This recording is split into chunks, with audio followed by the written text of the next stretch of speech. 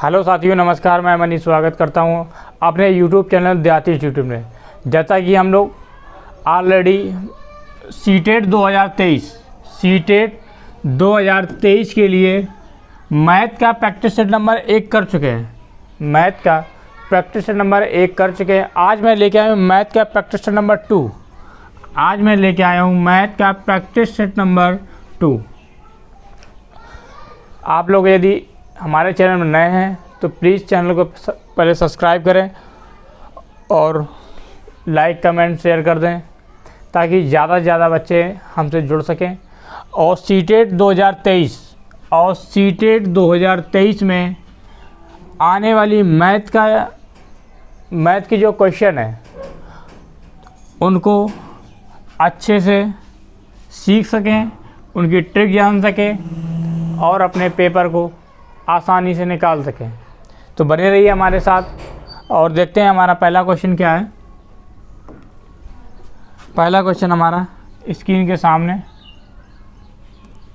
कह रहा है कि एक चतुर्भुज के चारों कोणों का योगफल होता है। क्या?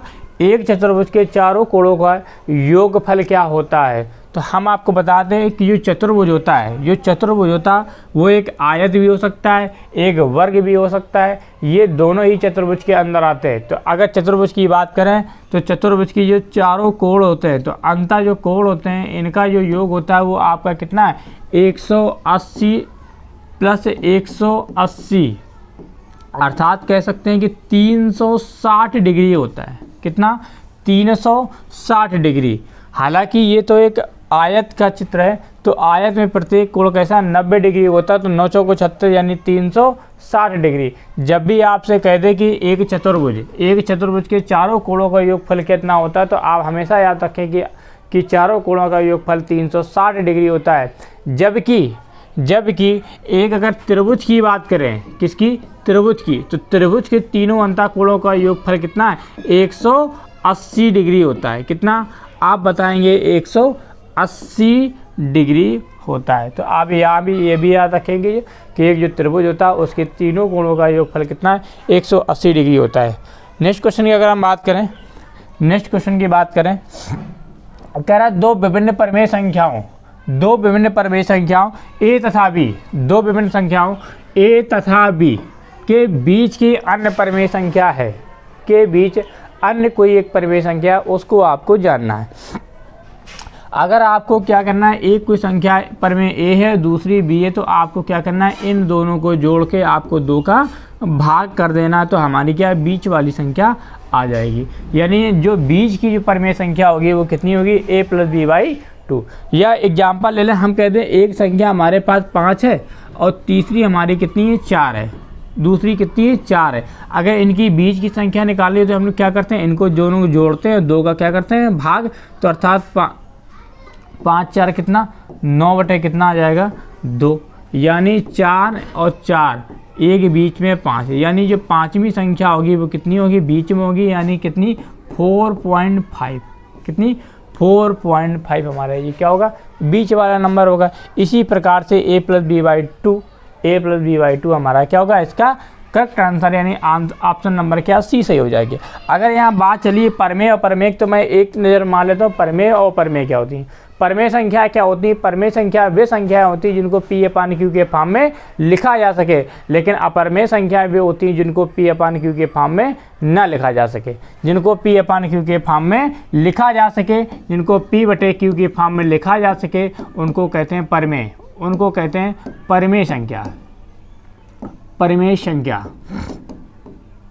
जैसे 7/9, 11/15, ये सब क्या है? परिमेय संख्या है। या √4, 2, 8, 7, 6, ये क्या है? ये सारे के सारे आपके परिमेय संख्याएं हैं। अगर मैं बात करूं अपरिमेय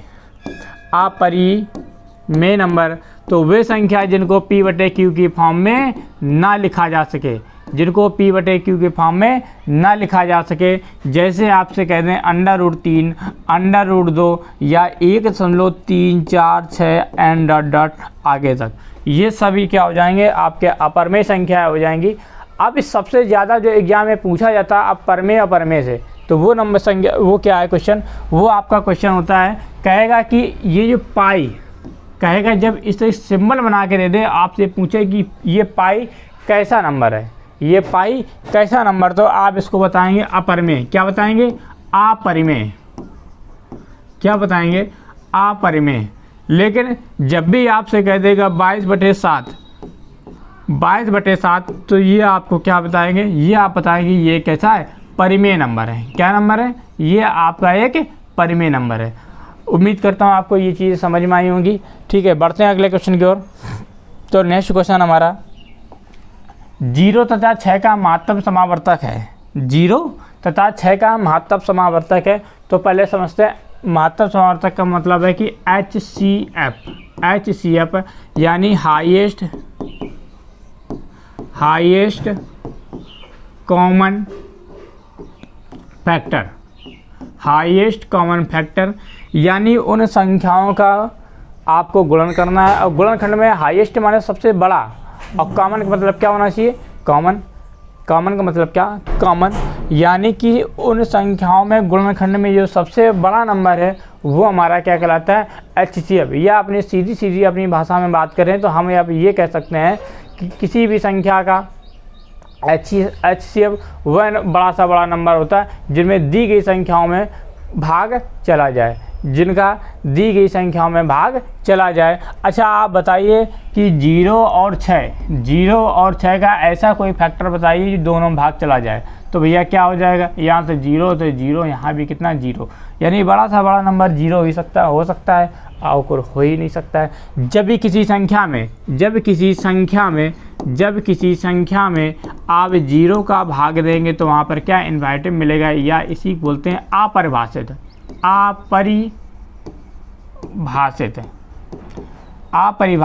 इसका मतलब है कि यहाँ पर कई मान हो सकते हैं, यानी जिसको हम डिफाइन ना कर सकें उसी क्या बोलते हैं? अपरिभाषित। लेकिन अगर मैं बात करूँ यहाँ पे एक चीज़ और याद रखेंगे, जब भी किसी संख्या में 0 में किसी संख्या से भाग देते हैं, क्या करते हैं? किसी संख्या से भाग देते हैं तो वहाँ पर हमको क्या मिलता है?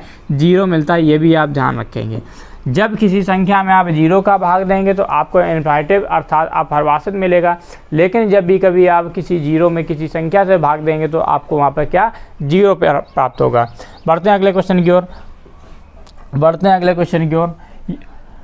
तुम्हारा नेक्स्ट क्वेश्चन क्या है? देखिएगा, कह रहा है यदि किसी आयताकार क्षेत्र की लंबाई 50% बढ़ा दी जाए, यदि किसी आयताकार क्षेत्र की लंबाई 50% बढ़ा दी जाए तथा चौड़ाई 20% बढ़ा दी जाए, तो 50% का मतलब क्या होता है? इसका अर्थ होता है भैया 1/2, और 20% का अर्थ होता है कि 1/5। यानी कोई लंबाई थी आपने 2 से 3 कर दी, कोई चौड़ाई थी 5 से कितनी कर दी? 6 कर दी, अर्थात 1 बढ़ा दिया यानी 20% बढ़ा दिया। यहाँ पर 2 में से 1 बढ़ा दिया यानी 50% बढ़ा दिया। तो हम अगर क्षेत्रफल की बात करें, यानी पहले हमारी एक लंबाई 2 थी, उसको बढ़ाकर 3 कर दिया, 50% बढ़ा दिया। लेकिन जो चौड़ाई थी वो 5 थी, 5 में से 1 हमने बढ़ा दिया यानी कितनी कर दी? 6, अर्थात 20% बढ़ा दी। तो जो पहले क्षेत्रफल था कितना था? हमारा 10 था, और बाद में कितना हो गया? बाद में हमारा हो गया 18। तो कितना गुना बढ़ गया? तो 18/10, ये 9 कितना आ जाएगा? 5। 9 कितना? 5। अब जैसे ही आप 10 में कितना 9/5 करोगे तो 5 दूनी 10, 9 दूनी 18। तो हम कह सकते हैं हमारा जो एरिया है वो कितना? 9/5 गुना बढ़ गया। यानी ऑप्शन नंबर हमारा क्या? सी सही हो जाएगा। ऑप्शन नंबर हमारा क्या? सी बिल्कुल करेक्ट हो जाएगा। बढ़ते हैं अगले क्वेश्चन की ओर। नेक्स्ट क्वेश्चन हमारा देखो स्क्रीन के सामने। नेक्स्ट क्वेश्चन हमारा स्क्रीन के सामने कह रहा है बौधायन प्रमेय किससे संबंधित है? जो हमारी बौधायन प्रमेय है, बौधायन प्रमेय किससे संबंधित है? समकोण त्रिभुज की भुजाओं की लंबाइयों से, पाई के मान की गणना से, लघुगण की संख्याओं से, या सामान्य बंटन वक्र से।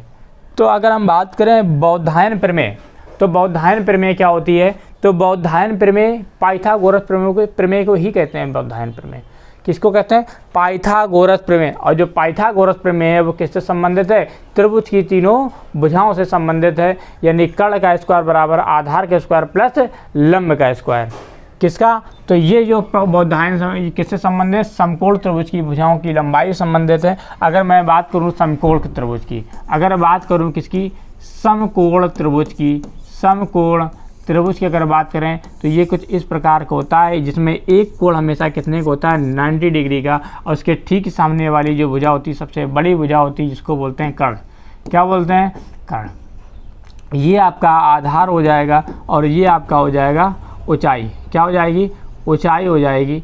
तो यहाँ पर क्या एक फार्मूला बनता है कि कर्ण का स्क्वायर बराबर आधार का स्क्वायर प्लस ऊंचाई का स्क्वायर। ये आपको एक चीज़ याद रखनी है कि कर्ण का स्क्वायर बराबर आधार का स्क्वायर प्लस ऊंचाई। अगर मैं बौद्धायन प्रमेय की बात करूं, इन्होंने बताया क्या था? इन्होंने क्या बताया था? हम एक सीरीज रफली आपको बताते हैं कि कोई अगर ये क्या एक समकोण त्रिभुज है, अगर कोई एक ये ए बी सी, कौन सा है? ए बी और सी एक समकोण त्रिभुज है, तो जो ए बी लंबाई की जो ऊंचाई है, इससे बनने वाली इस भुजा से बनने वाला वर्ग और प्लस जो बी सी इससे बनने वाला वर्ग और जो ए सी है इससे बनने वाला वर्ग, तो हम कह सकते हैं अगर इसका क्षेत्रफल ए है, इसका क्षेत्रफल बी स्क्वायर है, तो इसका कितना? सी स्क्वायर। तो यहाँ से सी स्क्वायर बराबर आ जाएगा कि ए स्क्वायर प्लस बी स्क्वायर, यानी इसका क्षेत्रफल और इसका क्षेत्रफल जो भी होगा इस क्षेत्रफल के क्या होगा? बराबर होगा। इस क्षेत्रफल के क्या होगा? बराबर होगा। अगर मैं पाई के मान की गणना करूँ, अगर मैं पाई के मान की बात करूँ, तो पाई का जो मान होता है, जो पाई का मान होता है अलग अलग अपनी अपनी जगह करता है। देखो कहीं कहीं पाई का मान कितना? 180 डिग्री होता है। ये क्या? समकोण, ये त्रिभुज में लगता है कितना? 180 डिग्री होता है पाई का मान। पाई का जो मान होता है वो आपका 22/7 भी होता है, जहाँ पर आपको क्या गोले में, बेलन में, इनमें सबको काम आता है 22/7। एक पाई कितना होता है? एक पाई होता है 3.141। ये हमें क्या करते हैं? ये आप नंबर सिस्टम में आप सवालों में रख के हल करते हैं। तो आप देखो पाई का मान 180 भी होता है, पाई का मान 22/7 भी होता है, और पाई बराबर का 3.141 भी होता है। इन सभी तीनों मानों का अपना अलग अलग जगह रोल है। तो ये हो गया। अगर मैं बात करूँ प्रासामान्य बंटन की, किसकी? प्रासामान्य बंटन की। तो जो प्रासामान्य बंटन होता है इसी को क्या कहते हैं? गार्सियन वक्र भी कहते हैं। क्या कहते हैं? इसी को कहते हैं गार्सियन। याद रखेंगे, गार्सियन, गार्सियन वक्र कहते हैं, या इसी को हम कहते हैं घंटाकार वक्र। क्या कहते हैं? घंटाकार वक्र। इसी को हम लोग क्या कहते हैं? घंटाकार वक्र भी कहते हैं या गार्सियन वक्र भी कहते हैं। बढ़ते हैं अगले नेक्स्ट क्वेश्चन की ओर, हम जल्दी से देखते हैं। नेक्स्ट हमारा क्वेश्चन क्या है? कह रहा है श्रीमती कमला ने 1200 के मूलधन, सॉरी यहाँ पर 1200 ना करके आप कितना कर लेंगे? आप यहाँ पर 12,000 कर लें। 12,000 के मूलधन पर जैसे 2 वर्षों के लिए निवेशित किया गया है, तो 3600 रुपये का साधारण ब्याज प्राप्त किया। साधारण ब्याज की दर क्या थी? तो यहाँ देखो टाइम कितना है, तो हमें एक फार्मूला मालूम है कि SI बराबर क्या होता है? PRT/100, यानी साधारण ब्याज बराबर PRT/100। यानी आपको जो ब्याज मिला वो कितना? 3600 मिला है। P का मान कितना है? 12,000 है, और R का मान हमको ज्ञात करना। T का जो मान है वो 2 है, और बटे कितना? 100। 2 0 कैंसिल, बाहर हैं कितना हो जाएगा? 36, यानी 30 बराबर 2R। तो R इक्वल हो जाएगा आपका 15%। R बराबर कितने के? 15% के, यानी ऑप्शन नंबर बी हमारा क्या हो जाएगा? करेक्ट हो जाएगा। ये तो रही बात फार्मूले की। अगर आप डायरेक्ट करना चाहते हैं, आर का मान निकालना चाहते हैं, तो हमें सबसे पहले 2 चीज़ें ज्ञात होनी चाहिए। कौन कौन सी? नंबर 1 तो आपको 1 वर्ष का साधारण ब्याज ज्ञात होना चाहिए, और दूसरा हमें क्या? मूलधन। हमें मूलधन मालूम, हमारा मूलधन 12,000 रुपये, लेकिन 2 वर्षों को जो साधारण ब्याज है वो कितना है? 3600। तो 1 वर्ष का कितना हो जाएगा? 1800, यानी 1800 रुपये का ब्याज। ये 1800 रुपये का ब्याज 1 साल में मिलता है, और किस पर मिलता है? ये आपको 12,000 रुपये की धनराशि पर दिया जाता है। इनटू आप कर देंगे 100, तो नीचे 3 0, ऊपर 3 0 कैंसिल, ऊपर कितना काट देंगे? 180/12, अर्थात कितना आ जाएगा? 15%। कितना आ जाएगा? 15%। तो आप ऐसे भी कर सकते हैं। ये आपका बेसिक था जो SI बराबर PRT/100 से। ठीक है, बढ़ते हैं नेक्स्ट क्वेश्चन की ओर। अब बढ़ते हैं नेक्स्ट क्वेश्चन की ओर, देखते हैं क्या है हमारा अगला क्वेश्चन है। कह रहा है A B से 3 गुना दक्ष है अब दक्ष वो वाला दक्ष नहीं, कोई को पड़ोसी किसी को परेशान करे बोले हम तो इससे दक्ष हैं। दक्ष का मतलब यहाँ पे किससे, दक्ष का मतलब इफिशिएंसी से, उसकी क्षमता से है। दक्ष का मतलब क्या है, उसकी इफिशिएंसी, उसकी क्षमता, यानी एक दिन के कार्य करने की क्षमता से संबंधित है ये दक्ष। तो कह रहा है जो ए है बी से कितना 3 गुना दक्ष है। अगर ये बी से 3 गुना दक्ष है तो बी मानते हैं एक, तो ए कितना हो जाएगा 3। यहाँ पर कि दक्षता का जो अनुपात होगा, जो दक्षता का अनुपात होगा वो कितना 3:1, यानी टोटल जो क्षमता होगी कितनी हो जाएगी 4। अब कह रहे हैं दोनों मिलकर किसी काम को 15 दिन में समाप्त कर सकते हैं। दोनों मिलकर किसी काम को 15 दिन में समाप्त कर सकते हैं। तो हम ये कह सकते हैं कि अगर टोटल काम निकालना तो उनकी क्या क्षमता और इंटू क्या समय। तो क्षमता हमारे पास कितनी है 4 और समय कितना लगा आपको 15। तो आपका जो टोटल जो वर्क आ जाएगा 15 तो कितना आ जाएगा 60। कह रहा है तो बी उसे अकेला कितने दिन में करेगा, यानी 60 काम है, बी एक दिन में एक करता है तो कितना आ जाएगा 60 दिन, यानी बी उसी काम को 60 दिन में क्या कर देगा, ख़त्म कर देगा। तो ऑप्शन नंबर बी हमारा क्या हो जाएगा सही। तो बढ़ते हैं अगले क्वेश्चन की ओर। नेक्स्ट क्वेश्चन हमारा ये रहा, कह रहा है संख्याएँ, ये आपको क्या नंबर दी गई, इनमें आपको क्या बताना, सबसे बड़ी संख्या बतानी। क्या बतानी, सबसे बड़ी संख्या। तो जब भी आपको इस तरीके से सवाल मिल जाए, जब भी आपको इस तरीके के यहाँ पर सवाल मिल जाए तो सबसे पहले आपको क्या करना है, तो सबसे पहले क्या करना है, ये आपको जो करड़ी की पावर लगी ना, यहाँ पर 3, यहाँ 4 और यहाँ 6। तो सबसे पहले क्या करते हैं, यहाँ पर क्या करते हैं, करड़ी की पावर LCM के द्वारा बराबर करते हैं। क्या करते हैं, बराबर करते हैं, यानी कि जो भी आपकी करड़ी की पावर लगी होगी उन पावरों का एलसीएम लेके सबसे पहले क्या करते हैं, करड़ी की जो पावर है उसको बराबर करते हैं।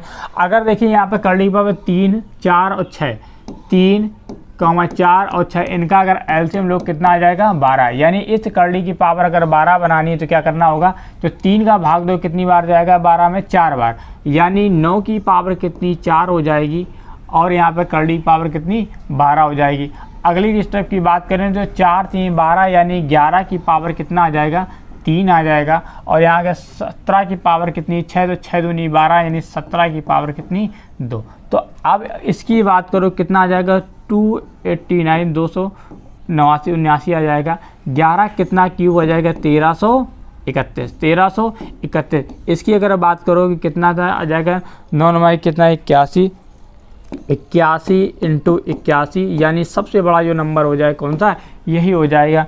यानी कह सकते हो कि अंडर रूट की पावर 3 और अंदर कितना 9। तो यानी ऑप्शन नंबर ए हमारा क्या हो जाएगा, करेक्ट आंसर हो जाएगा। तो आप ये चीज़ यहाँ पे याद रखेंगे, जब भी आपको करड़ी की छोटी या बड़ी संख्या ज्ञात करनी है या करड़ियों का गुणा करना, सबसे पहले क्या करते हैं, करड़ियों का क्या करते हैं, उनकी जो घात है वो क्या करते हैं, बराबर करते हैं। वो कैसे करते हैं, करड़ी की जो पावर होती है इनका एलसीएम लेकर उनको क्या करते हैं, बराबर। इसके लिए मैं एक विशेष वीडियो लेके आऊँगा जो स्पेशली इसी के लिए होगी, तो आप उस चीज़ में समझिएगा, ठीक है। नेक्स्ट क्वेश्चन हमारा क्या है, नेक्स्ट क्वेश्चन आपके सामने कह रहा है, एक साझा व्यापार में ए तथा बी ने कुछ रकम क्या है, कुछ रकम 4:3 की कालावधि के लिए लगाई। यानी कुछ रकम लगाई, हमको नहीं मालूम कितनी लगाई है, लेकिन ये मालूम है जो कालावधि है यानी कि उनका टाइम पीरियड है वो कितना 4:3 है। कितना है 4:3 है, उनके लिए लगाई। उन्होंने लाभ को कितना 7:6 के अनुपात में प्राप्त किया, तो उसके द्वारा लगाई गई रकमों का अनुपात क्या होगा। अगर हम बात करें लाभ की, अगर मैं बात करूं लाभ की, तो लाभ बराबर क्या होता है, लाभ बराबर होता है पूंजी इंटू समय, पूंजी इंटू समय। अगर मैं समय की बात करूं तो आपको जो समय दिया गया है, जो आपको समय दिया गया वो कितना है, तो वो आपको दिया कि 4:3 की कालावधि के ये समय था। हम मान लीजिए पूंजी का अनुपात है, किसका, पूंजी का जो अनुपात था आपका ये ए और ये कौन था, ये भी। इनकी जो पूंजियाँ थी हमने मान लिया x/y में लगाई, तो इनका जो लाभ हो जाएगा तो कितना हो जाएगा 4x अपन ये कितना, ये 3x ये हो जाएगा। अच्छा जो ये भी लाभ हो गया, लेकिन क्वेश्चन में कह रहा है लाभ का अनुपात कितना 7:6 हो जाता है। तो हम ये कह सकते हैं कि 4x बटे कितना 3x इज इक्वल किसके बराबर 7 कितने के 6 के। तो 3 दूनी कितना 6 हो जाएगा, यानी कह सकते हो 8x बराबर कितने के 7y के, 7 सॉरी हाँ ये क्या आ जाएगा, वाई है, ये ध्यान रखेंगे वाई है। तो 8x बराबर 7y, यानी x अनुपात कितना, y आपका हो जाएगा ये 7:8, 7:8। तो ऑप्शन नंबर हमारा क्या हो जाएगा, C is correct. Option number C is correct, यानी कह सकते हो कि हमारा जो पूंजियाँ लगाई होंगी 7:8 में, यानी अगर ए ने कितने 7 लगाए तो बी ने कितने लगाए होंगे, 8 लगाए होंगे। यही आपका क्या है, पूंजियों में अनुपात, यानी 7:8, ऑप्शन नंबर सी। बढ़ते हैं अगले क्वेश्चन की ओर। हमारा नेक्स्ट क्वेश्चन क्या है, तो नेक्स्ट क्वेश्चन कह रहा है किसी 80 रुपये की वस्तु को, किसी 80 रुपये की वस्तु को आप 100 रुपये में बेचते हैं। कितने में बेचते हैं, 100 रुपये में बेचते हैं। तो आपको क्या होता है, तो आपको क्या होगा, लाभ या हानि, क्या होगा, लाभ या हानि। अगर मैं बात करूं किसी चीज़ को आपने 80 में ख़रीदा, 100 में बेचा, तो आप तुरंत जान जाएंगे 20 रुपये का आपको प्रॉफिट हुआ। ये किस पर हुआ, 80 पर इंटू क्या आ जाएगा, 100। तो 20 चौको 80 और 4 को उसको कट करो, कितना आ जाएगा, 25%। कितना आ जाएगा, 25%। तो यानी ऑप्शन नंबर ए हमारा क्या हो जाएगा, करेक्ट आंसर। अब हम जानते हैं ये भी कि जब लाभ और हानि की गणना की बात होती है तो हम किस पे, क्रयमूल्य पर करते हैं। लेकिन जब भी आपको डिस्काउंट दिया जाएगा तो डिस्काउंट की जो गणना करते हैं किस पर, एमआरपी पर करते हैं, यानी मैक्सिमम रिटेल प्राइस, या इसी को बोलते हैं एमपी मार्केट प्राइस, या इसी को हम कह देते हैं कि खुदरा मूल्य, क्या बोलते हैं, खुदरा मूल्य। ये सब क्या है, एमआरपी के ही रूप है। बढ़ते हैं अगले क्वेश्चन की ओर। अगला क्वेश्चन हमारा क्या है, हाँ, अगर एक यहाँ फार्मूला भी पूछ देता है कि लाभ परसेंट बताओ, तो लाभ परसेंट बराबर आप फार्मूला भी याद रखें कि लाभ परसेंट बराबर क्या होता है, लाभ अपान सीपी, यानी क्रय मूल्य इंटू क्या, ये सब। आप ये फार्मूला भी याद रखेंगे, सीधे सीधे आपसे पेपर में पूछा जाएगा कि लाभ परसेंट या हानि परसेंट का फार्मूला बताइए, या निम्न में कौन सा सही है। तो सही कथन क्या है, तो लाभ परसेंट बराबर क्या होता है, लाभ अपान सीपी इंटू 100। नेक्स्ट क्वेश्चन हमारा, तो नेक्स्ट क्वेश्चन क्या है, कह रहा है 5 मीटर, क्या कह रहा है, 5 मीटर, 4 मीटर तथा 3 मीटर की एक टंकी को 5 समान दक्षता वाले पाइप, 5 समान दक्षता वाले पाइप 15 घंटे में खाली कर सकते हैं। प्रति पाइप घंटे से निकलने वाला पानी का आयतन होगा। कोई एक टंकी है, कोई एक टंकी 5, 4 या 3, 5, 4, 3, 5, 4 और 3 मीटर। तो यहाँ पर 5, 4 और एक इसके पीछे जो भुजा होगी 3 मीटर की ये टंकी, तो इसका जो आयतन है कितना हो जाएगा, 5 चौको 20, 20 या कितना 60, यानी 5 इंटू 4 इंटू कितना 3, यानी कि ये 60 लीटर की मान लो कोई एक टंकी है। अब कह रहा है कि इसमें 15 घंटे में खाली कर सकते हैं। कैसे, एक टंकी को 5 समान दक्षता वाले, कैसे, 5 समान दक्षता वाले जो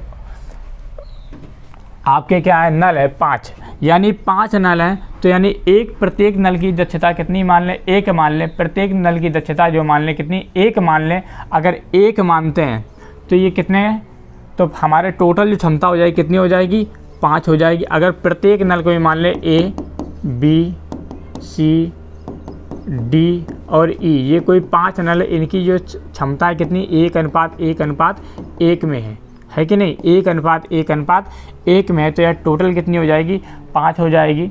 तो कह रहा है 15 घंटे में निकाल सकते हैं। कितने, 15 घंटे में टंकी को क्या कर सकते हैं, खाली कर सकते हैं। 15 घंटे में टंकी को खाली कर सकते हैं।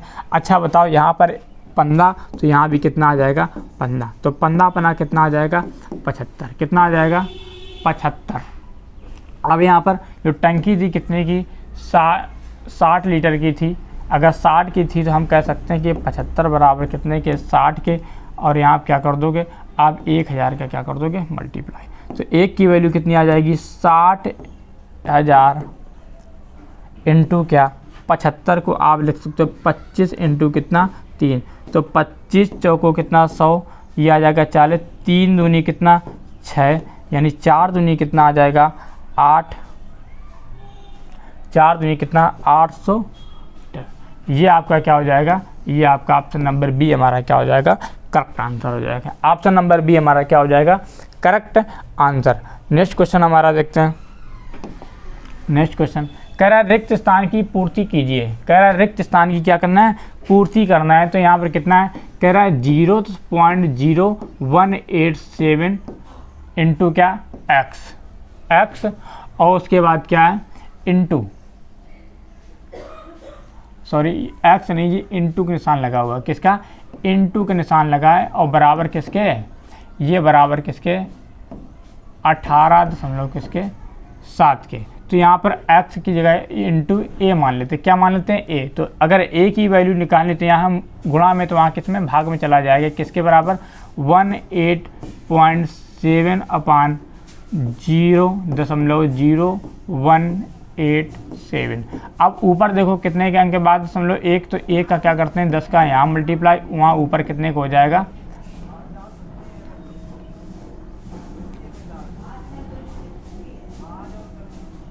तो अगर इसको क्या करोगे, इसको अगर समझ लो, देखो यहाँ कितने 1 2 3 4 अंक के बाद समझ लो वाले कितने 4, तो आप क्या करोगे 4 गुणा ऊपर करोगे और नीचे भी कितने कर दोगे, नीचे भी 4 0, बिल्कुल बेसिक से बता रहा हूँ मैं। उसके बाद अगर 1 यहाँ पर ऊपर है तो आप क्या करोगे 1 10 का ऊपर गुणा और 1 10 का नीचे गुणा, 1 10 का कहाँ नीचे गुणा।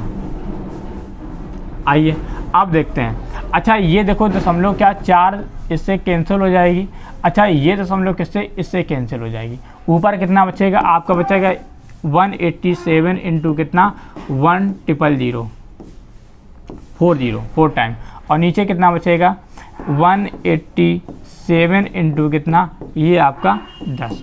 अब देखिए 187 कैसे, 0 से 0 कैंसिल, तो आपका जो आंसर आ जाएगा कितना आ जाएगा 1000, कितना आ जाएगा 1000, यानी ऑप्शन नंबर बी हमारा क्या हो जाएगा, करेक्ट आंसर हो जाएगा। आप बिल्कुल बेसिक से मैं बता रहा हूँ, उसमें कोई वो नहीं है, ठीक है, बिल्कुल बेसिक से जैसे ही आपको समझ में आए, जैसे आपको समझ में आए वैसे ही मैं आपको समझाने की पूरी कोशिश कर रहा हूँ, वैसे ही मैं आपको पूरी कोशिश कर रहा हूँ। बढ़ते हैं नेक्स्ट क्वेश्चन की ओर। नेक्स्ट क्वेश्चन हमारा क्या है, नेक्स्ट क्वेश्चन देखिए बिल्कुल प्यारा सा सवाल आपके ठीक सामने। यहाँ पर थोड़ा एक नज़र मारिए, कह रहा है 519 इंटू 519 -81 अपान 519 into 519 plus 2 into 519 into 81 plus 81 into 81। अगर मैं बात करूँ इसको, अगर मैं इसको a मान लूँ, इसको मान लूँ आप b, अगर इसको a माना था और इसको क्या माना था आपने, इसको b माना था, ये b ये a, तो ऊपर देखना, ऊपर फार्मूला आपका क्या बन जाएगा, तो ऊपर फार्मूला बन जाएगा, ये फार्मूला बनेगा a square minus B square, और नीचे जो फार्मूला बनेगा ये a का स्क्वायर ये b का स्क्वायर 2ab, तो क्या बन जाएगा, तो ये आपका बन जाएगा a प्लस बी का होल स्क्वायर। किसका, a प्लस बी का होल स्क्वायर, अर्थात 519 का स्क्वायर माइनस 81 का स्क्वायर और बटे 519 प्लस 81 का होल स्क्वायर। ये आपका यहाँ क्या बन जाएगा फार्मूला, ये a square minus B square upon a plus B, A square plus B square plus 2ab। अब इसको a माइनस बी को हम जानते हैं, a square minus B square को जानते हैं, क्या लिख सकते हो, एक इधर क्या लिख सकते हो, इधर a प्लस बी, और दूसरे क्वेश्चन में क्या लिख सकते हो a माइनस बी, और नीचे क्या है आप इसको भी ऐसे लिख रहे हैं। ऊपर हम क्या लिख सकते हैं 519 माइनस 81, और दूसरे क्वेश्चन में क्या लिख सकते हैं 519 प्लस 81, और बटे कितना आ जाएगा, ये आ जाएगा 519 प्लस 81 का होल स्क्वायर। अब स्क्वायर से ये क्या हो जाएगा कैंसिल, जब 579 में से कितना आप 81 घटाओ कितना आ जाएगा, यहाँ पर आ जाएगा 8, यहाँ 11 में से कितना 8 गया, कितना 8 3 बचेगा, और कितना आ जाएगा यहाँ पर 5, कितना आ जाएगा सॉरी 4, कितना 4, और नीचे जब इसको ऐड करोगे कितना आ गया 8 9 कितना 10, यहाँ कितना आ जाएगा 600, कितना आ जाएगा 600। अब इसको अगर मैं 3 से कट करूँ, 8 4 कितना 12 3 15, 3 से कट हो जाएगा, 3 एकम कितना आ जाएगा 3, 3 चौको कितना आ जाएगा 12, और 3 छक कितना आ जाएगा 18, अगर 3 से मैं इसको कट करूँ कितना आ जाएगा 200, कितना आ जाएगा 200। अगर मैं 2 से और कट कर दूँ कितना आ जाएगा 73 बटे कितना 100, 73 बटे कितना 100, तो यानी ऑप्शन नंबर बी हमारा क्या हो जाएगा करेक्ट आंसर। तो यहाँ पे एक फार्मूला याद रखेंगे, a का square a square plus B square plus 2ab, और a माइनस बी, और एक क्वेश्चन में a प्लस बी, तो ये होता है आपका a square minus B square. बढ़ते हैं नेक्स्ट क्वेश्चन की ओर, बढ़ते हैं नेक्स्ट क्वेश्चन की ओर। नेक्स्ट क्वेश्चन हमारा क्या है, 49 को किस न्यूनतम संख्या से गुणा किया जाए, 49 को किस न्यूनतम संख्या से गुणा किया जाए कि वह एक पूर्ण वर्ग बन जाए। क्या बन जाए? पूर्ण वर्ग। और पूर्ण वर्ग का मतलब क्या? 49 किसका? आपका वर्ग बन जाएगा। तो आपको देखो, अगर मैं 49 में किसकी 1 की मल्टीप्लाई करूँ कितना आ जाएगा? 49। उसने क्या क्या न्यूनतम कहा है? क्या कहा है? न्यूनतम। तो यानी 49 का वर्ग कितना आ जाएगा? ये आ जाएगा आपका 7। कितना आ जाएगा? 7। यानी न्यूनतम की बात होगी तो कितना? 1 का आप क्या मल्टीप्लाई करेंगे। लेकिन जब भी आपसे कह दे कि 49 में वह महत्तम नंबर, अधिकतम नंबर बताइए जिसका कितना गुणा करने में कितना 1 बने, तो 49 × 4 कर देना। तो हमारा क्या है? ये आज आपका आएगा मैक्सिमम नंबर, और ये आ जाएगा आपका मिनिमम नंबर। क्या आ जाएगा? Minimum number. तो यानी ऑप्शन नंबर ए हमारा क्या हो जाएगा? सही आंसर हो जाएगा। ऑप्शन नंबर हमारा क्या हो जाएगा? Correct answer. ठीक है, तो बढ़ते हैं अगले क्वेश्चन की ओर। और देखते हैं अगला क्वेश्चन हमारा ये रहा अपना अगला क्वेश्चन। और अगला क्वेश्चन देखते हैं क्या है। अगला नेक्स्ट क्वेश्चन देखिए,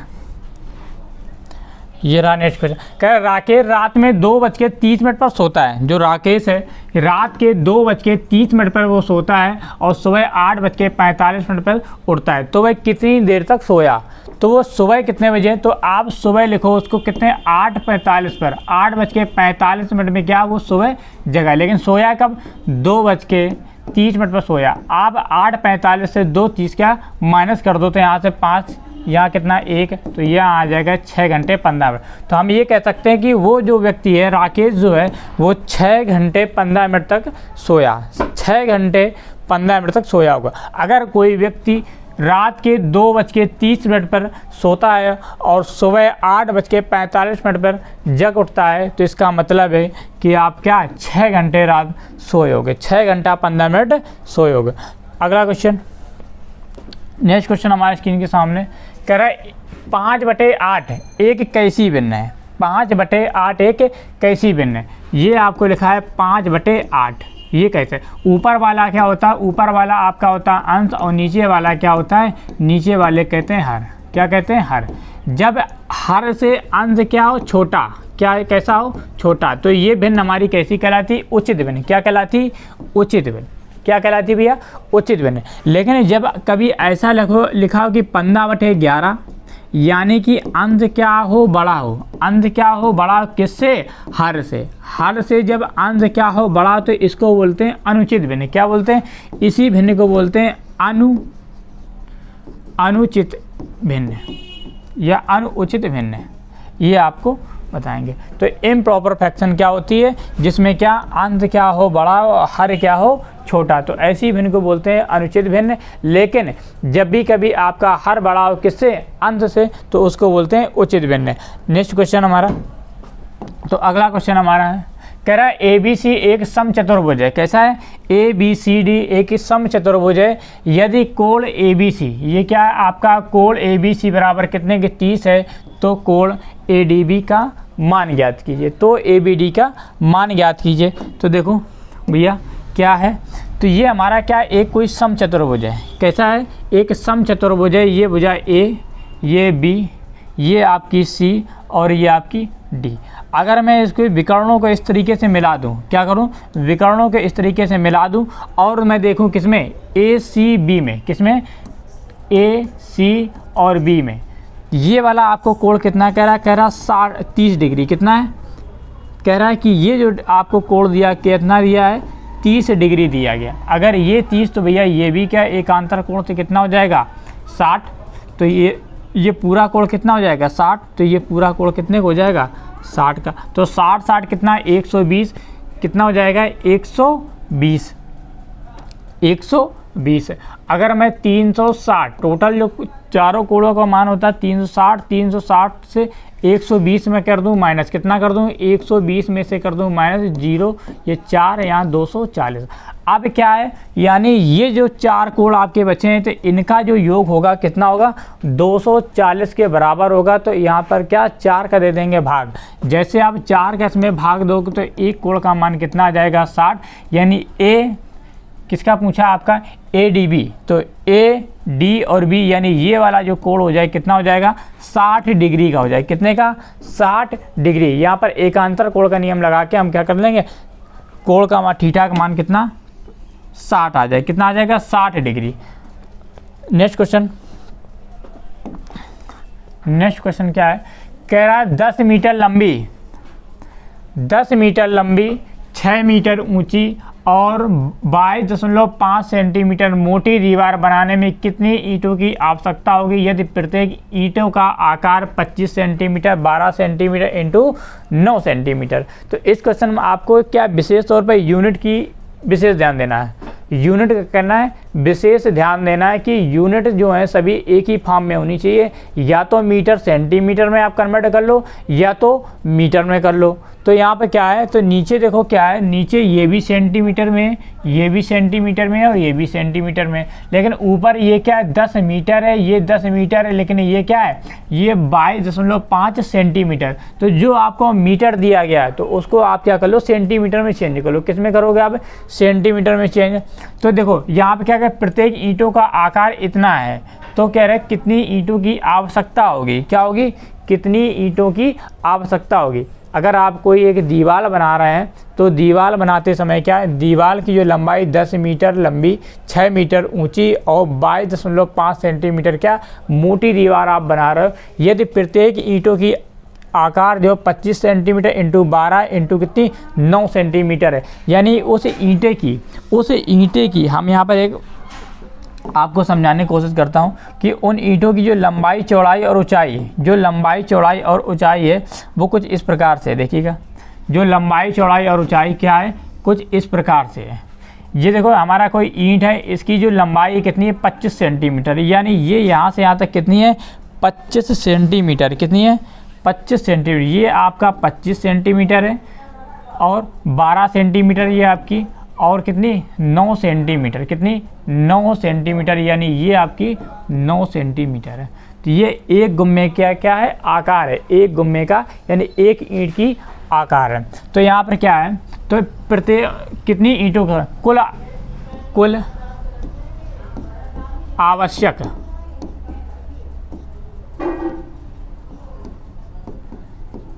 ईंटों की संख्या बराबर कितना हो जाएगा, कुल आयतन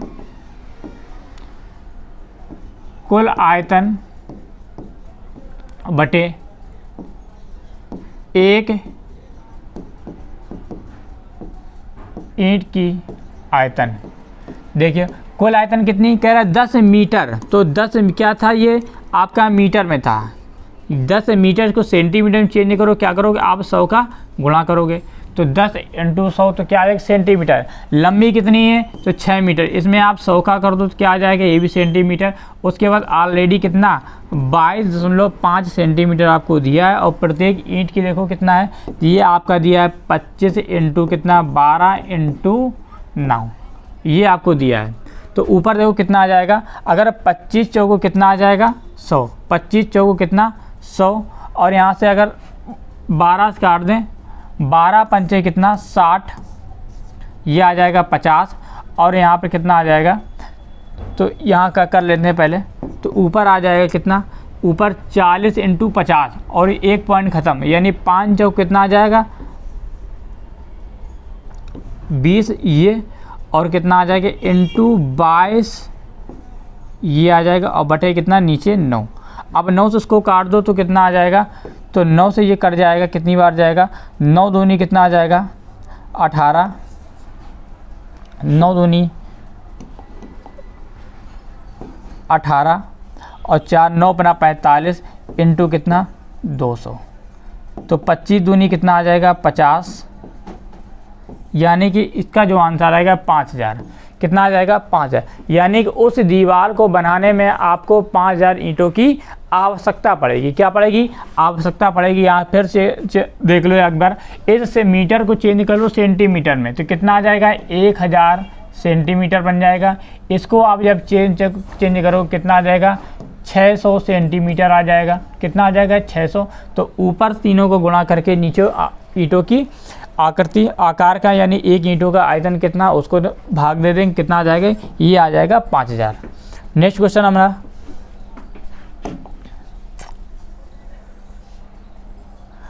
नेक्स्ट हमारा कह रहा है ऐड करना है 10.77 प्लस 6.59 प्लस 2.26, तो इनका क्या करना है आपको ऐड करना है। तो जब ऐड करो कैसे करोगे, 6 और 9 कितना आ जाएगा 15, और 15 5 20 जो कितना 22, तो 22 की 2 कैरी कितना आया आपका 2।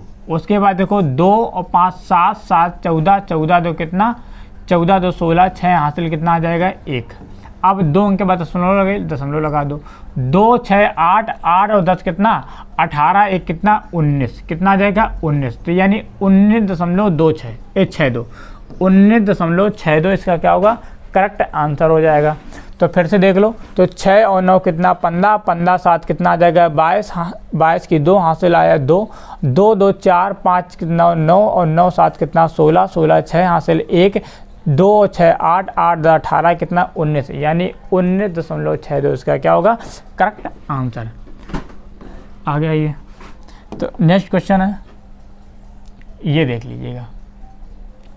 कह रहा 1/√2 plus √3 minus √5 plus 1/√2 minus √3 minus कितना 5। आपको इसको सॉल्व करना है। तो यहाँ पर लेकिन क्या करोगे, थोड़ा सा हम इस चीज़ को ऐसे लिख दें।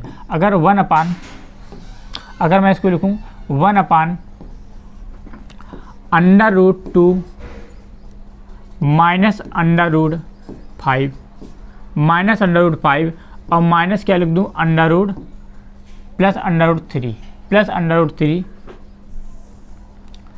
प्लस लगा दिया। उसके बाद 1/√2 माइनस √3 सॉरी √5 माइनस √5 और माइनस कितना 3 माइनस √3। अगर मैं इतनी चीज़ को a मान लूँ, क्या मान लूँ a मान लूँ, और इसको क्या मान लूँ b मान लूँ, तो ये हमारा क्या बन जाएगा, ये बन जाएगा a और ये क्या बन जाएगा b, क्या बन जाएगा b। तो अगर मैं यहाँ पे देखूँ तो हमारा सवाल केवल इतना है कि 1/a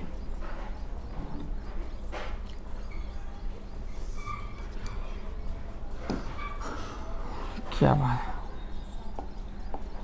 ये हमारा बन जाएगा 1/a plus b plus 1/a minus b। अगर पूरे से हम क्या एलसीएम लेंगे कितना आ जाएगा, तो ये आ जाएगा एक कोष्ठ में a प्लस b और इधर आ जाएगा a माइनस b, ऊपर बच जाएगा हमारा a minus b plus a plus b। b से b क्या हो जाएगा कैंसिल, ऊपर आ जाएगा 2a/a² minus b², a plus b a minus b यानी a² माइनस b²। अब हम क्या करते हैं a और b का मान रखते हैं। तो a का बताओ मान हमने कितना माना था, a बराबर हमने अभी कितना माना था, तो a बराबर कितना था, तो √2 माइनस 5। देखो 2 ऐसे लिखा है तो कितना आ जाएगा कोष्ठ में, अंदर आ जाएगा √2 माइनस कितना 5, ये आ जाएगा।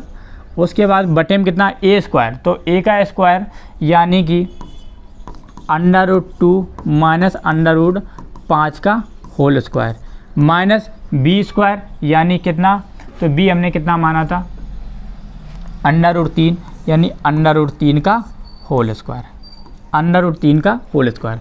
आप जब इसको ऐसे बना रहने दो, ऊपर कितना लिखा है, तो ऊपर लिखा है 2 कॉमन है, √2 माइनस √5 बटे ये इसको जब खोलोगे तो कितना आ जाएगा a² plus b² minus 2ab। तो यानी a² का मतलब क्या है 2 प्लस √5 का स्क्वायर कितना 5 प्लस 2ab, तो 2 इंटू √2 इंटू कितना 5, और प्लस क्या है प्लस √3 का स्क्वायर यानी कितना 3, कितना आ जाएगा 3। देखो यहाँ पे कितना आ जाएगा 5 2 कितना 7, और 7 में से 3 गया कितना 4, कितना बचा 4। तो यहाँ कितना आ जाएगा 2 और √2 माइनस कितना 5, और बटे आ जाएगा 5 2 कितना 7, 7 में से 4 गया कितना 3 गया कितना 4, कितना बचा 4, और माइनस। अच्छा इस 4 को मैं अगर लिखना चाहूँ, इस 4 को अगर मैं लिखना चाहूँ, क्या मैं इस 4 देखो यहाँ कितना बचेगा 5 2 कितना 7, 7 में से 3 गया कितना 4। इस 4 को क्या मैं ऐसे लिख दूँ कि इस 4 को मैं कैसे लिख दूँ √2 इंटू 2, इस 4 को क्या मैं ऐसे लिख दूँ, ठीक है। उसके बाद क्या आएगा प्लस 2 इंटू √5, 5। अच्छा ऊपर से मैं कितना 2 कॉमन ले लूँ, ऊपर से कितना कॉमन आ जाएगा, ऊपर से हमारा आ जाएगा 2 कॉमन है ऑलरेडी, और इधर कितना आ जाएगा √2 माइनस √ कितना 5। अच्छा नीचे से अगर 2 √2 कॉमन ले लो, 2 अगर इधर कॉमन ले लिया तो कितना बचेगा यहाँ पर, यहाँ √2 बचेगा, यहाँ कितना माइनस √ कितना बचेगा 5, माइनस √ कितना बचेगा 5, सॉरी यहाँ पर माइनस आएगा, यहाँ क्या आएगा माइनस,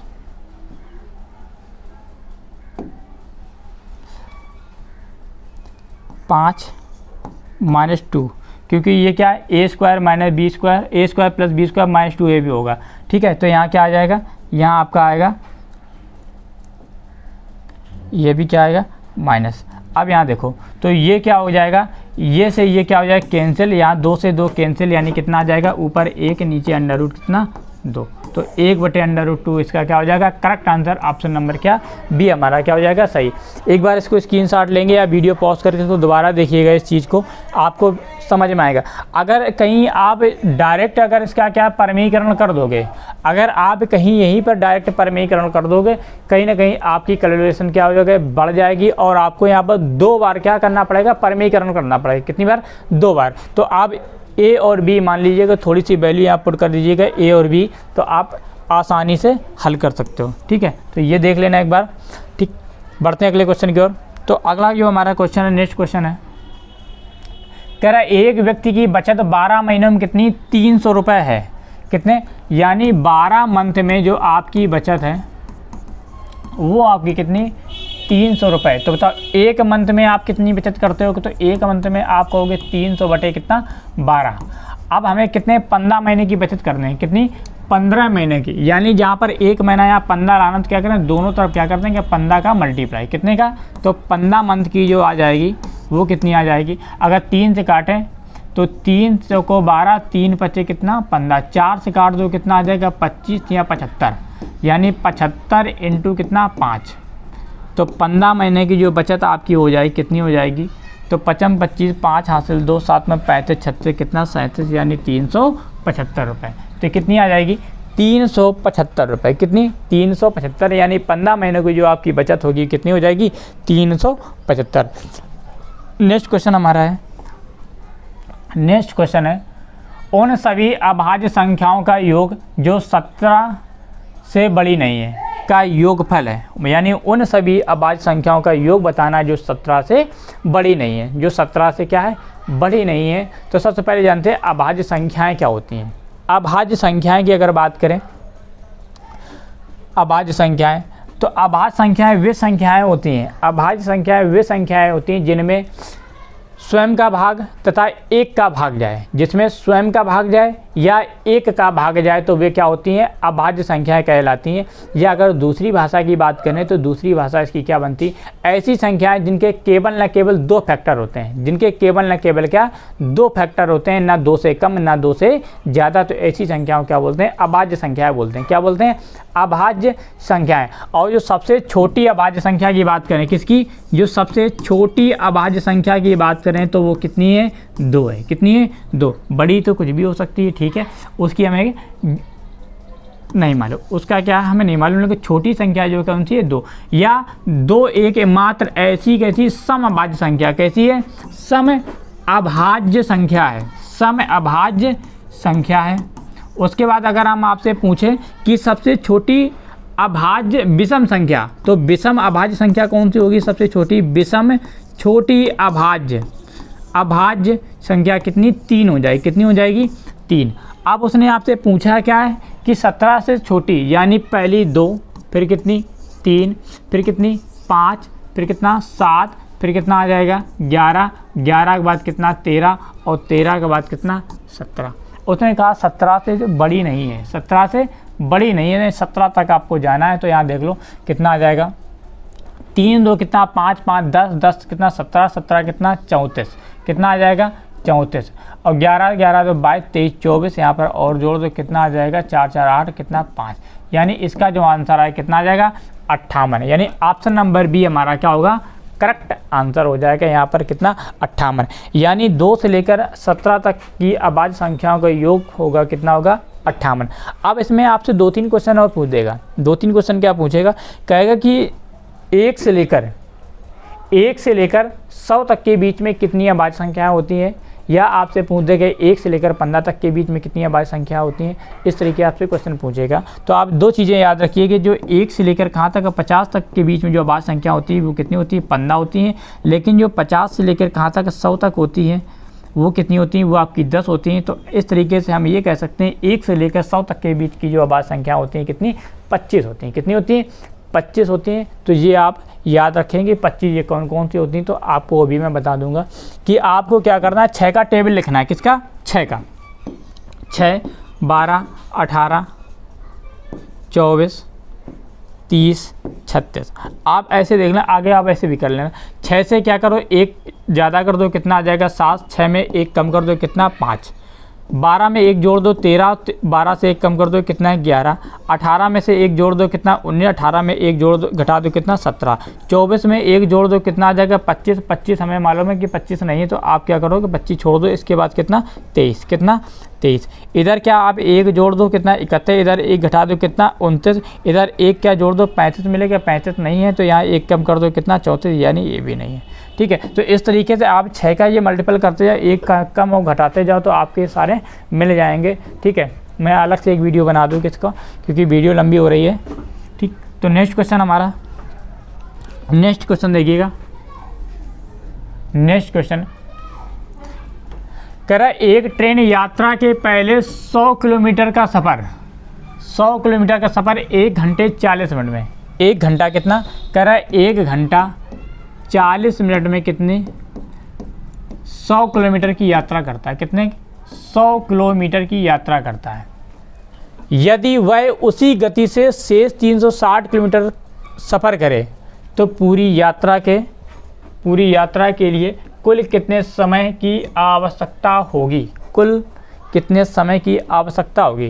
कहने का अर्थ है कि वो 1 घंटा 40 मिनट में 100 किलोमीटर की दूरी की तय करता है, तो यानी उसकी पहले स्पीड पता करनी होगी। क्या पता करनी होगी, स्पीड। स्पीड क्या होती है, तो एकांक समय में चली गई दूरी क्या कहलाती है, स्पीड अर्थात चाल कहलाती है। यानी 1 किलोमीटर, यानी 1 किलोमीटर 1 मिनट में कितना जाता है, मतलब 1 मिनट में कितने किलोमीटर की दूरी तय करता है, या 1 सेकेंड में कितने किलोमीटर की दूरी तय करता है, या 1 घंटे में, यानी कि छोटी से छोटी यूनिट में 1 किलोमीटर में, यानी एकांक समय में कितनी दूरी चलेगी, वो क्या कहलाती है, चाल कहलाती है। अगर मैं बात करूँ 1 घंटा 40 मिनट की, क्या है 1 घंटा 40 में, इसको घंटे में चेंज करूँ, 1 + 40 बटाए कितना आ जाएगा 60, यानी 20 दूनी 40, 20 × 60, 3 एकम 3, 2 कितना 5/3 घंटा इसको लिख सकते हो। कितना 5/3 घंटे में आप 100 किलोमीटर जा रहे हो। कितना जा रहे हो, 100 किलोमीटर। तो 1 घंटे में कितना जाओगे, तो आप कहोगे 1 घंटा में कितना जाओगे, तो 1 घंटा में कितना, तो 20 से काट दो, 20 पंच कितना 100, और 3 दूनी 6, यानी 60 किलोमीटर पर घंटा। यानी आपकी जो स्पीड होगी कितनी होगी, 60 किलोमीटर पर घंटा होगी।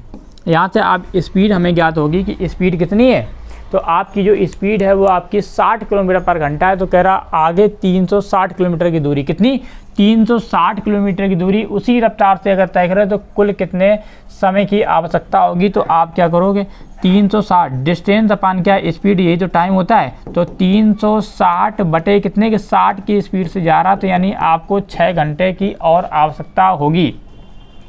अभी रिक्वायरमेंट कितनी की, अभी आपको 6 घंटे और लगेंगे, लेकिन आपको क्या है 360 किलोमीटर वो और प्लस 100 ये, तो आप टोटल दूरी कितनी चले 700। तो आपको 1 घंटा 40 मिनट आपको यहाँ लगा था ये 100 किलोमीटर जाने में। उसके बाद 360 किलोमीटर जब गए तो वहाँ पर आपको कितने 6 घंटे लगे। तो टोटल आपको कितने 7 घंटे 40 मिनट, कितना 7 घंटा 40 मिनट। यानी ऑप्शन नंबर क्या, डी इसका करेक्ट आंसर होगा।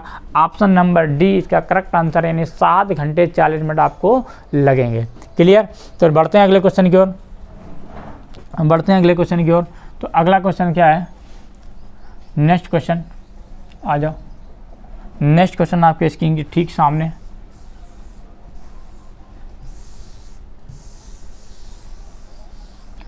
वह सबसे बड़ी संख्या लिखिए जिसमें 517 और 815 से भाग देने पर क्रमशः 13 और 17 शेष फल बचता है। कह रहा है कि वह सबसे बड़ी संख्या लिखिए जिसमें 517 और 815 से भाग देने पर क्रमशः कितना 13 और 17 शेषफल बचता है। कितना? 13 और 17, यानी कोई एक नंबर कितना 517 था, जब किसी नंबर से भाग देते हैं तो कितना बचता है आपको? शेषफल कितना? 13 बचता है। कितना? 13 प्राप्त होता है। लेकिन जब कोई नंबर 815 में उसी संख्या का भाग देते हैं तो आपको जो शेषफल कितना मिलता है? तो शेषफल आपको 17 मिलता है। सबसे पहले क्या करता है, इस 517 में से 13 क्या कर लेते हैं? माइनस। क्या करते हैं? 13 माइनस। अगर यहाँ पर आप 13 क्या करोगे? माइनस करोगे तो यहाँ कितना मिल जाएगा? तो आपको यहाँ पे 4 मिल जाएगा और यहाँ कितना मिलेगा? 0, यानी आपको यहाँ 504 मिलेगा। कितना? 504। 815 में से ये घटा दो, कितना मिलेगा? 798। कितना मिल जाएगा? 798। या 15 में से 7 गया 8, यहाँ 11 में 1 में गया कितना? 1, यहाँ कितना? 9, 9 में से 1 गया कितना? 798। सही ना? सॉरी, ये 15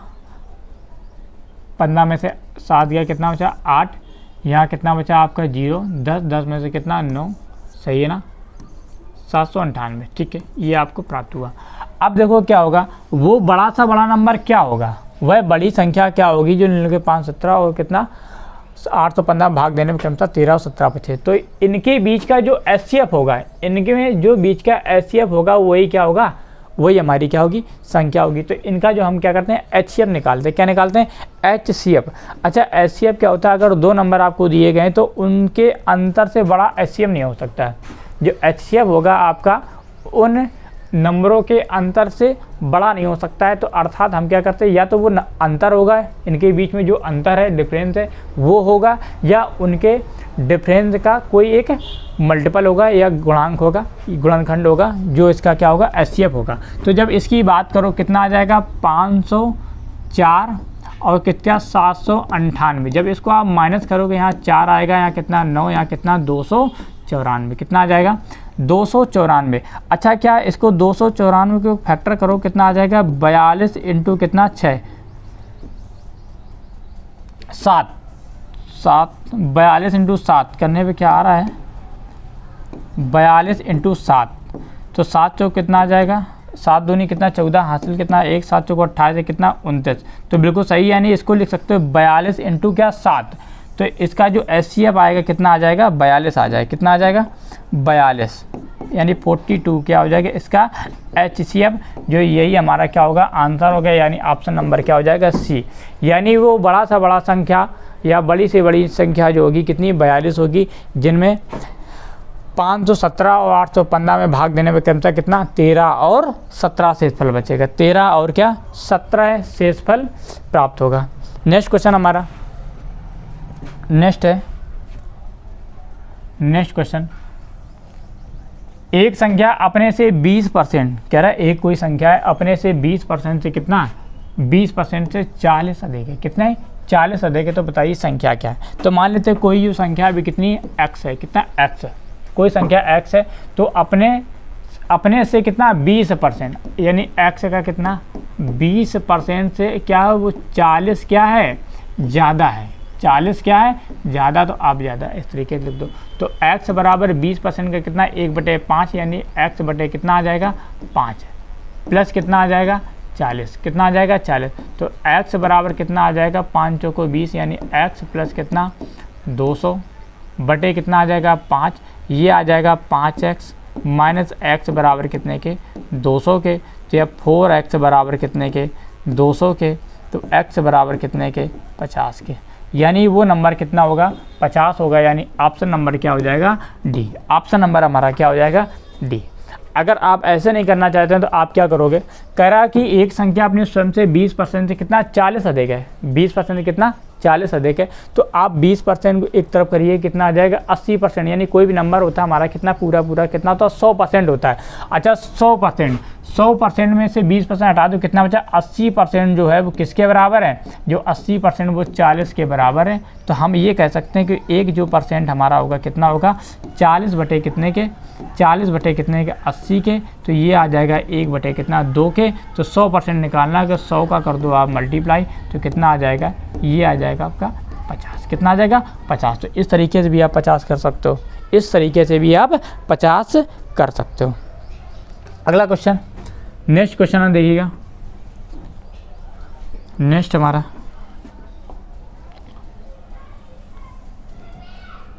कह रहा प्राकृतिक, हाँ कह रहा प्राकृतिक संख्या के समुच्चय को किससे सूचित किया जाता है? प्राकृतिक संख्याओं के समुच्चय किससे सूचित किया जाता है? तो इसका ऑप्शन सीधे सीधे आप बताएंगे, ऑप्शन नंबर ए यानी एन से डिनोट, किससे? एन से डिनोट किया जाए नेचुरल नंबर यानी प्राकृतिक संख्या किससे? एन से। नेक्स्ट क्वेश्चन है, कह रहा है एक वर्ग के विकर्ण की लंबाई 5 मीटर है। कोई एक वर्ग के विकर्ण की लंबाई क्या है? 5 सेंटीमीटर है। कितनी है? 5 सेंटीमीटर है, 5 मीटर सॉरी, कितनी है? 5 मीटर दिया इसने। इसकी जो लंबाई 5 मीटर है, इस वर्ग का क्षेत्रफल है। तो कोई वर्ग क्या होती है जिसकी चारों भुजाएं कैसी हो? बराबर, यानी सबसे लंबी या सबसे बड़ी भुजा क्या कहलाती है? विकर्ण, यानी इसकी आपकी लंबाई दी कितनी? 5 मीटर। और वर्ग का जो विकर्ण होता है, वर्ग का जो विकर्ण होता है ये क्या होता है? तो ये आपकी होती है भुजा √2। कितना? भुजा √2। तो विकर्ण बराबर कितना है? 5 बराबर a मान लेते हैं भुजा, तो √2। तो यानी इसका a बराबर कितनी आ जाएगी? 5 बटे कितना आ जाएगा? √2। 5 बटे √2, ये हमारा क्या हो जाएगी? एक भुजा आ जाएगी। अब हमें क्या चाहिए? क्षेत्रफल। तो क्या होता है? भुजा के स्क्वायर, यानी कितना आ जाएगा? 5 बटे √2 का होल स्क्वायर, यानी इसको 2 बार लिख दो। 5 बटे कितना? 5 बटे √2। 5 बटे √2 यानी भुजा का स्क्वायर, यानी इसका स्क्वायर करो कितना? 5 बटे √2 इंटू 5 बटे √2, यानी आ जाएगा 25 बटे 2 अर्थात 12.5 मीटर स्क्वायर। यानी ऑप्शन नंबर कितना? 20 का करेक्ट आंसर, 20 का करेक्ट आंसर, यानी 12.5 मीटर स्क्वायर। यूनिट का विशेष ध्यान दें, यूनिट का विशेष ध्यान दें। नेक्स्ट क्वेश्चन हमारा, किसी वस्तु को 117 रुपये में बेचने पर लाभ परसेंट, किसी वस्तु को 171 रुपये में, सॉरी, किसी वस्तु को 171 रुपये में बेचने पर, 171 रुपये में बेचने पर हुआ लाभ प्रतिशत उसके क्रय मूल्य के संख्यात्मक मान के बराबर है। क्रय मूल्य के संख्यात्मक मान के बराबर है। जब भी आपको ऐसा क्वेश्चन दिखे तो आप पहले इसको समझिए कि ये क्वेश्चन कहना क्या चाहता है। कह रहा है यदि किसी वस्तु को आपने अगर 171 रुपये में बेचा है, तो यहाँ पर आपको जो भी लाभ हुआ है, यहाँ पर जो भी लाभ हुआ है तो वो आपके क्या? क्रय मूल्य के संख्यात्मक मान के बराबर है। अगर मान लो क्रय मूल्य आपका कितना? 30 रुपये है, तो आपको यहाँ पर प्रॉफिट कितना हुआ होगा? 30% हुआ है। इस क्वेश्चन का कहने का अर्थ ये। तो आपको ज्ञात क्या करना है? क्रय मूल्य ज्ञात करना है। क्रय मूल्य हमने अगर, तो क्या है? तो इसका मतलब क्या है? कह रहे किसी वस्तु को 171 रुपये में बेचने पर हुआ लाभ परसेंट उसके क्रय मूल्य के संख्यात्मक मान के बराबर है। तो वस्तु का क्या है? क्रय मूल्य ज्ञात करना है। क्या करना है? वस्तु का क्रय मूल्य ज्ञात करना है। तो हम ऐसे सवाल में क्या करते हैं? आप 171, ये 171 को ऐसे दो भागों में तोड़ो जिनका गुणनखंड का अंतर जो कितना हो? 10 का हो। तो क्या इसको हम 19 इंटू कितना? 9 नहीं लिख सकते हैं क्या? 19 इंटू 9। तो अगर 19 इंटू 9 करोगे तो इनके अंतर जो कितने का है? वो 10 का है। तो छोटा वाले के आगे 0 लगा के हमारा यही क्या हो जाएगा? आंसर, यानी ऑप्शन नंबर क्या हो जाएगा? ए हमारा correct answer. Option number A हमारा क्या हो जाएगा? Correct answer. बढ़ते हैं नेक्स्ट क्वेश्चन हमारा, यदि दो संख्याओं का योग 10 है। कह रहा है दो संख्याओं का योग कितना है? 10 है, यानी x प्लस जो y का मान कितना है? वो आपका 10 है। और उनके व्युत्क्रमों का योग कितना? व्युत्क्रम में मान लो दो संख्या x कॉमा कितनी है? y, तो इनका योग कितना आ जाएगा? x प्लस y बराबर कितने के? 10 के। इनका जो व्युत्क्रम है x और प्लस 1/y, इनका जो कह रहा है योग है वो कितना है? वो 512 है। कितना है? 512। तो वो संख्याएं होगी। तो यहाँ पर हमने ज्ञात करना है x प्लस वाई अपन क्या हो जाएगा? xy बराबर कितने के? 5 बटे कितने के? 12 के। तो x प्लस वाई का हमको मान मालूम कितना? 10। कितना? 10 बटे x प्लस कितना? xy, सॉरी यहाँ क्या आ जाएगा? xy आ जाएगा, ये आ जाएगा xy, यानी 10 बटे xy बराबर 5 बटे कितने? 12 के। 5 दूनी आ जाएगा 10, यानी xy बराबर कितने के? 24 के। कितने के? 24 के। तो अब हम ये नहीं बता सकते, यानी ऐसी दो संख्याएं वो होंगी जिनका योग तो 10 होगा लेकिन उनका गुणनखंड कितना होगा? 24 होगा। अच्छा, योग वो संख्याएं कौन कौन सी हो सकती हैं? तो यानी आप 7 प्लस 3 भी ले सकते हो। इनका योग तो 10 है, क्या इनका गुणनफल 24 है? तो 7 में 21, यानी ये नहीं हो सकती हैं। अच्छा, उसके बाद 2 और 8 इनका गुणनफल तो योग तो 10 है, लेकिन गुणनफल कितना 16 है। अच्छा, 9 और 11 तो इनका योगफल तो देखो पहले तो 20 हो गया, तो ये हो नहीं सकता, ये हो नहीं सकता, ना ये हो सकता है, तो होगा कौन 4 और 6। देखो 4 और 6 यानी इनका 4 + 6 का जब योग करो कितना आ जाएगा 10, और 6 × 4 करो कितना आ जाएगा 24, यानी वो दो संख्याएँ कितनी 4 और 6 होंगी, 4 और 6 होंगी। नेक्स्ट क्वेश्चन, और हमें लगता है ये लास्ट क्वेश्चन होगा हमारा, ये तभी हमने किया ही है। हाँ ठीक है, यही हमारा क्या था लास्ट क्वेश्चन था। तो प्लीज़ अगर आपकी वीडियो आपको पसंद आ रही हो और आपको लग रहा है कि हमारे एग्ज़ाम सीटेट में ये हमारी हेल्पफुल है, तो प्लीज़ इस चैनल को लाइक करें, सब्सक्राइब करें और कमेंट करें। क्या लाइक करें, कमेंट करें, शेयर करें, सब्सक्राइब करें। Thank for watching. ठीक, तो धन्यवाद, मिलते हैं नेक्स्ट वीडियो में, जब तक के लिए जय हिंद साथियों।